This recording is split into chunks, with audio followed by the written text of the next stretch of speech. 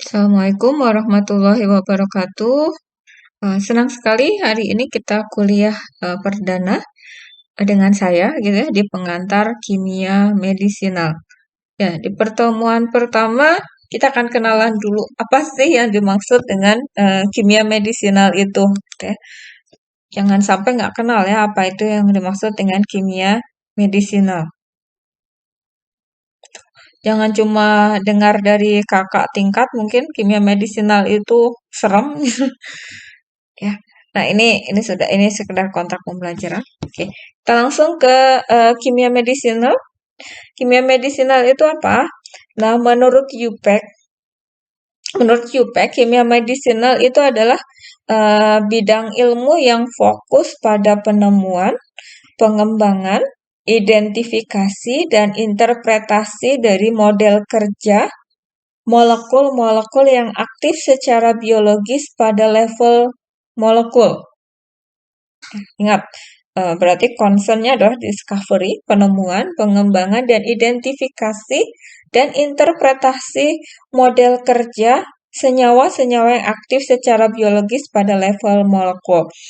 Senyawa-senyawa yang aktif secara biologis itu istilah lainnya adalah obat. Ya.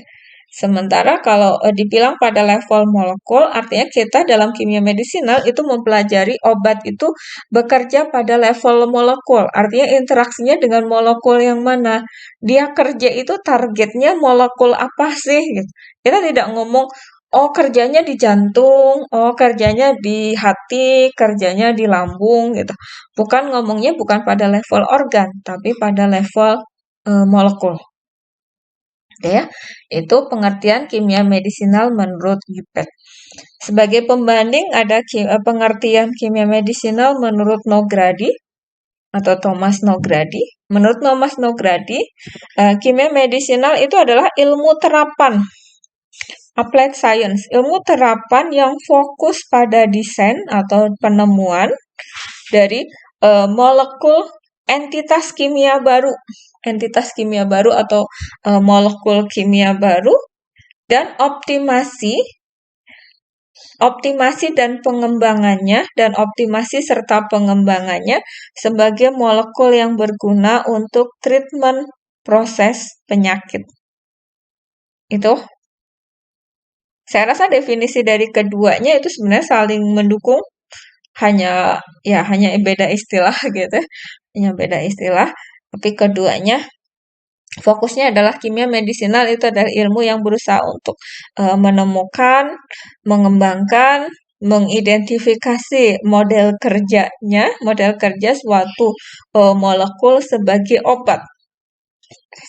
Karena kita ngomong sebagai obat, berarti ya digunakan untuk tujuan terapi suatu penyakit, bukan untuk tujuan yang lain, misalkan untuk disalahgunakan, untuk menimbulkan efek kecanduan, atau yang lain-lain, bukan. Tujuannya adalah satu, untuk menterapi atau mengobati suatu penyakit. Gitu. Ya. Nih, kimia medisinal itu adalah multidisiplin, karena tadi saya bilang adalah ilmu terapan ya. Nah, ilmu terapan itu nggak pernah bisa berdiri sendiri. Dia nggak bisa pinter sendirian, nggak. Dia harus multidisiplin. Ketika multidisiplin berarti dia melibatkan ilmu-ilmu yang lain. Ilmu apa ya saja yang berpengaruh pada kimia medisinal? Ya, ada ilmu kimia murni, kimia organik, kimia analisis, biologi molekuler, farmakologi, biokimia, matematika, komputer, statistika, informatika, dan mungkin hampir semua ilmu itu sangat dibutuhkan dalam kimia medisinal.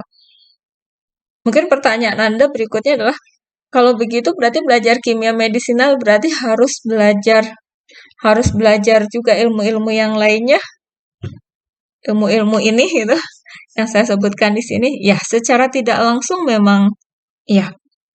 Kan tidak langsung kita mempelajari semuanya. Makanya sebenarnya kimia medisinal itu tidak akan dipelajari tanpa terlebih dahulu kita bisa mempelajari apa itu kimia, apa itu biokimia, matematika, komputer, dan lain. Anda mempelajari kimia medisinal di sini karena harapan kami Anda sudah punya cukup dasar gitu ya. Anda sebelumnya udah pernah belajar kimia, udah pernah belajar biokimia, belajar matematika gitu ya. Berarti harus pintar semuanya ya? Sebenarnya enggak juga. Seorang ahli kimia medisinal bukan berarti dia ahli dalam segala hal, ahli komputer, ahli informatika, tidak. Kan kita bisa berkolaborasi ya dengan pakar yang lain atau dengan disiplin ilmu yang lain, gitu ya. Oke, jangan takut dulu sampai sini ngomongin kimia medisinal, insya Allah nikmat kok, gitu ya.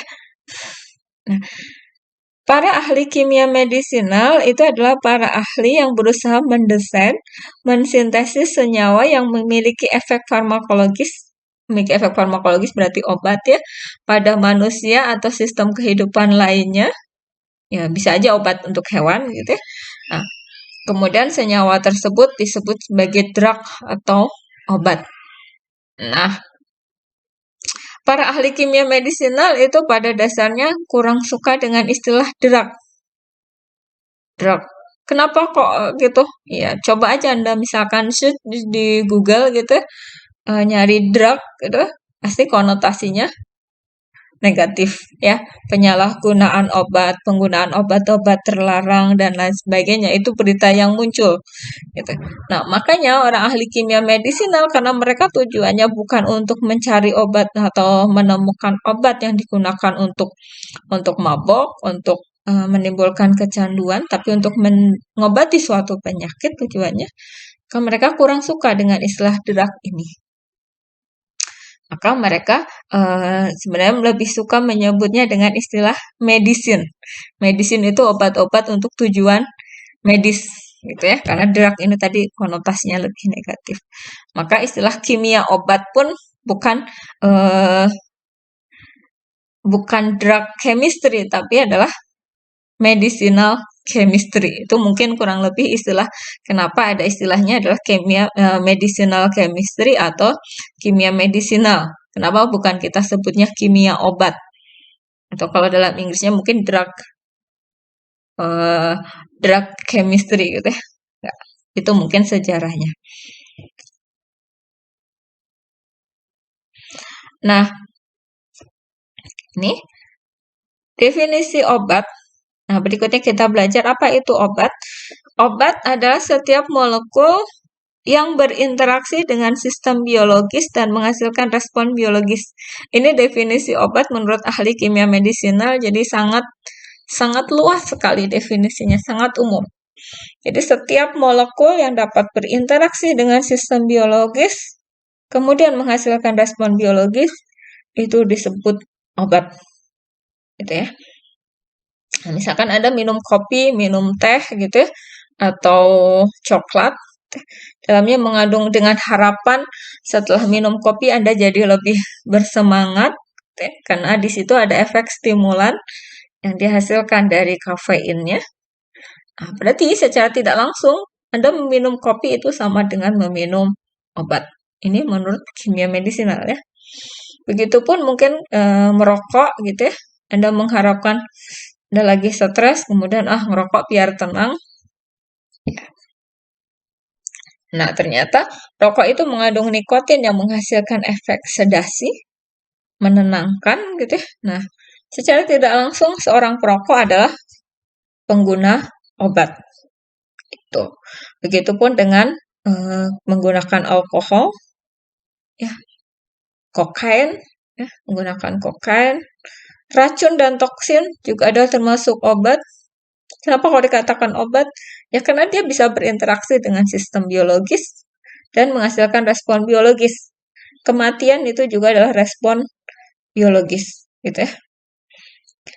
Begitupun pestisida dan herbisida, kenapa dia bisa melemahkan hewan serangga misalkan ya, pestisida bisa melemahkan suatu serangga ya karena ada si pestisida ini bereaksi dengan sistem biologis dari serangganya menghasilkan respon biologis. Begitupun dengan junk food ya kaya akan asam amino tertentu Misalkan yang diduga asam amino tertentu dan menyebabkan jadi lebih hiperaktif misalkan pada anak-anak. Nah, mengkonsumsi junk food itu juga secara tidak langsung kita mengkonsumsi obat. Nah, kemudian beberapa produk tanaman misalkan brokoli, kol itu juga mengandung senyawa-senyawa yang berpotensi toksin. Apakah berarti kita nanti nggak boleh makan brokoli, kol, dan lain sebagainya? Iya, tidak juga gitu ya. Ya, eh, menurut penelitian sih, basil itu mengandung sejumlah apa ya namanya toksin itu hampir puluhan puluhan molekul yang berpotensi sebagai toksin, tapi dengan konsentrasi yang sangat kecil. Gitu ya. Jadi di luar batas eh, jauh di bawah LD-nya gitu. LD itu lethal dosis atau dosis yang menyebabkan kematian. Gitu. Makanya sebenarnya masih relatif aman untuk dikonsumsi.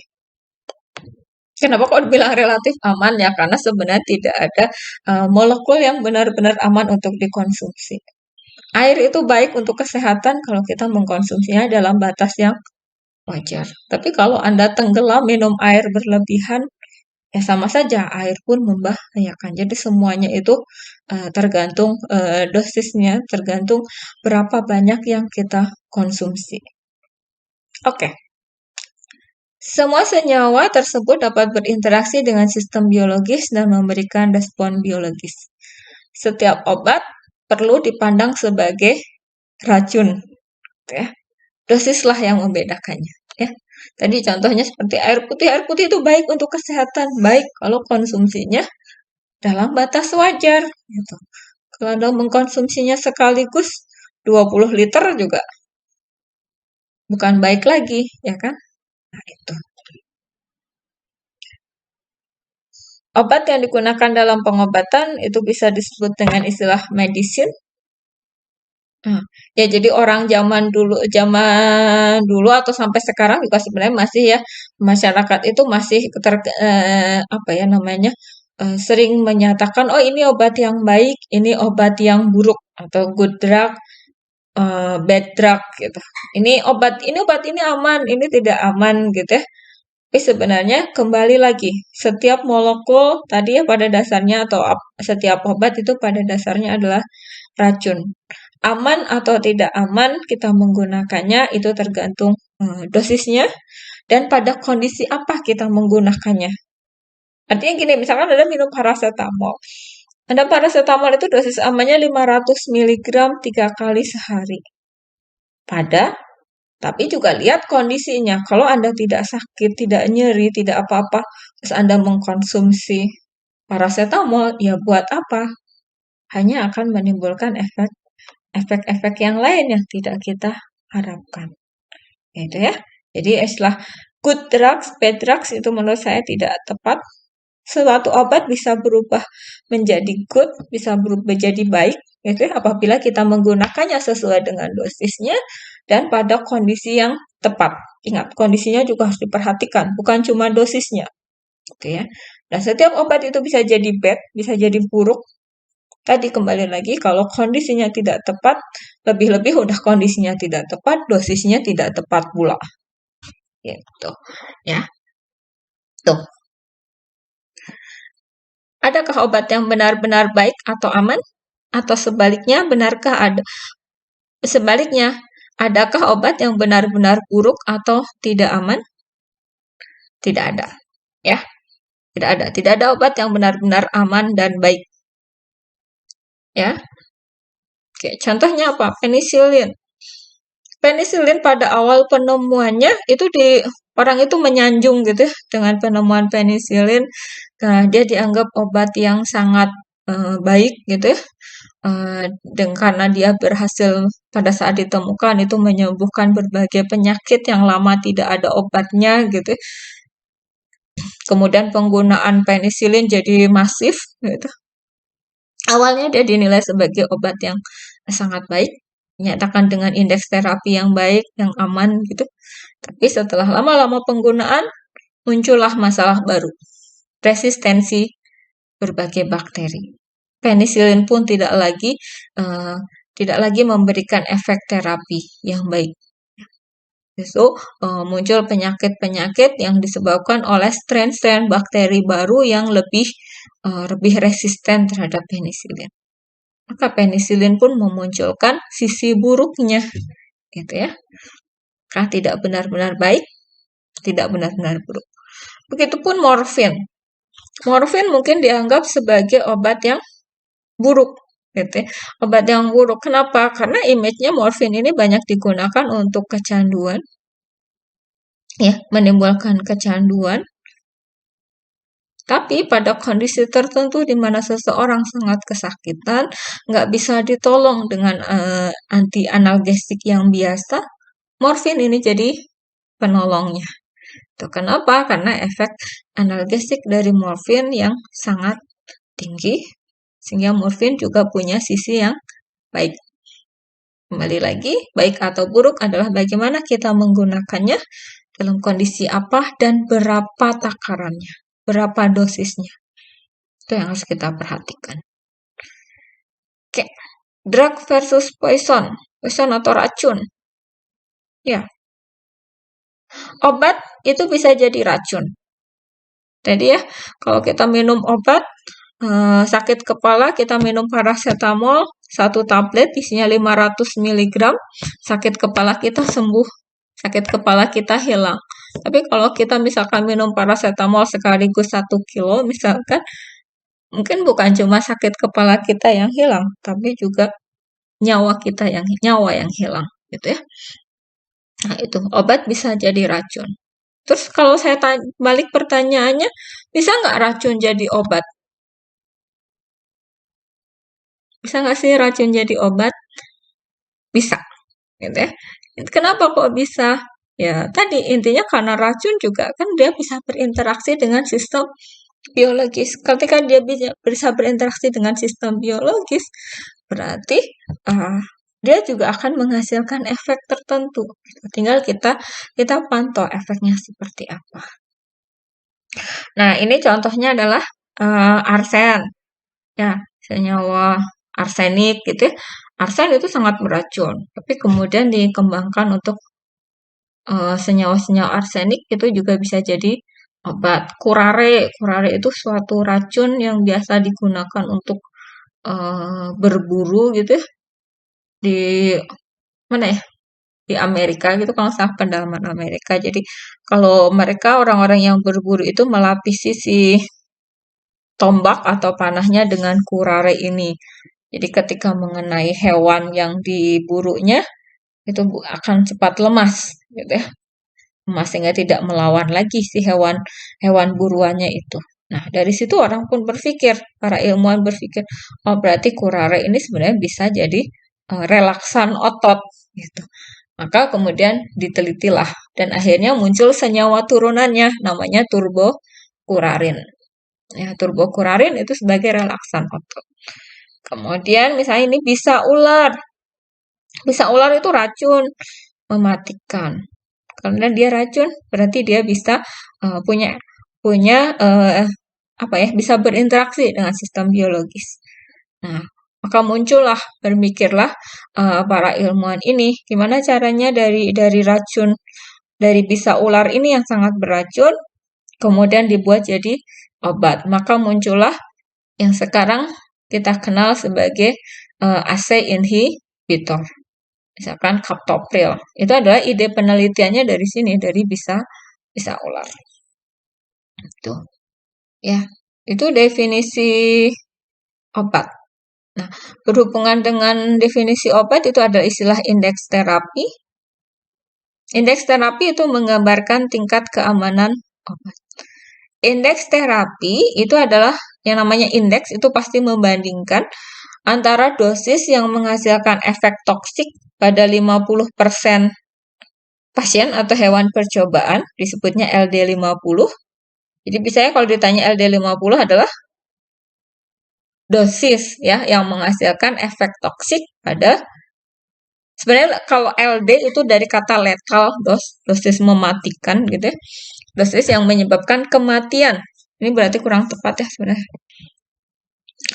Yang nama LD50 itu dosis yang menghasilkan kematian pada 50% hewan percobaan, ya bukan pasien manusia ya, nggak pernah diujikan pada manusia, tapi pada hewan percobaan, dengan dosis yang menghasilkan efek terapeutik maksimum pada 50% pasien. Ini harus dilengkapi ya. Efek terapeutik maksimum pada 50% hewan percobaan juga sih, harusnya hewan percobaan. Ya. Itu disebutnya ED50. ED itu effective dose. 50 itu artinya 50% dari jumlah yang diteliti. Nah, indeks terapi. Coba bandingkan. Kalau misalkan suatu obat A punya LD 50-nya, efek mematikannya 1000 mg. Ya. Kemudian punya efek terapeutik maksimum pada 50% hewan ujinya adalah 10 mg. Maka indeks terapinya adalah 1000 per 10 atau maka efek indeks terapinya adalah 100. Apa artinya? Coba dijelaskan. Oke. Indeks orang itu sering menyebut istilah ada obat dengan indeks terapi sempit, ada dengan indeks terapi luas, ya. Indeks terapi luas artinya indeks terapi luas itu artinya jarak antara LD 50 dengan ED 50-nya itu jauh gitu, ya. Misalkan tadi suatu obat A itu LD 50-nya 100, ED 50-nya 10. Gitu ya. Dengan obat B yang LD 50-nya 10.000 mg, kemudian ED 50-nya sama 10 mg. Misalkan. Nah, berarti obat B itu indeks terapinya lebih luas. Ya. Obat yang indeks terapinya luas itu relatif lebih aman. Kembali ya, relatif. Ya, obat dengan indeks terapi luas itu berarti relatif lebih aman. Artinya kemungkinan untuk salah menggunakan obat hingga mencapai dosis letalnya itu lebih kecil. Ya. Tapi jangan disalahartikan bahwa obat yang indeks terapinya luas itu berarti boleh digunakan secara bebas. Bukan seperti itu. Ya. Tak kuncinya ini rangkumannya. Obat adalah setiap senyawa yang berinteraksi dengan sistem biologis, menghasilkan respon biologis. Tidak ada obat yang benar-benar aman. Dosis yang menentukan apakah suatu senyawa akan bertindak sebagai obat atau racun. Indeks terapi adalah suatu ukuran yang membedakan antara dosis rendah obat yang menguntungkan dengan dosis tinggi yang membahayakan. Obat dengan indeks terapi luas menunjukkan jarak antara batas aman dan bahaya yang besar.